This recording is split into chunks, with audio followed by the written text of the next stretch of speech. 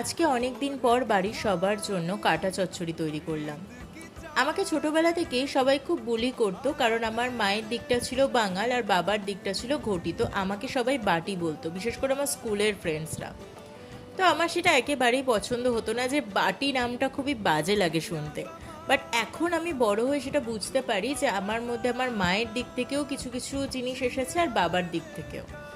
তো বাবার দিক থেকে যেটা এসেছে সেটা হলো, আমি তরকারিতে মিষ্টি খাওয়া প্রচণ্ড পছন্দ করি, বাট কিছু কিছু তরকারিতে, যেমন এই ধরনের কাটা চচ্চড়িতে আমি একটু ঝাল ঝাল পছন্দ করি, কিন্তু আমাদের বাড়িতে সবাই একটু ঝাল কম খাবারই বেশি পছন্দ করে, কারণ স্বাভাবিক সবার বয়সটাও হয়েছে।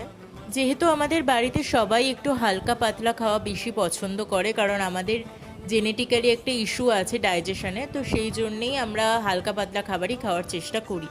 তো আমার এই রেসিপিটা খুবই নর্মাল, খুবই সিম্পল হয়েছে। তো রেসিপিটা কেমন লাগলো অবশ্যই কমেন্টে জানাবে, আর পারলে একবার ট্রাই করুন, আই থিঙ্ক তোমাদেরও ভালো লাগবে।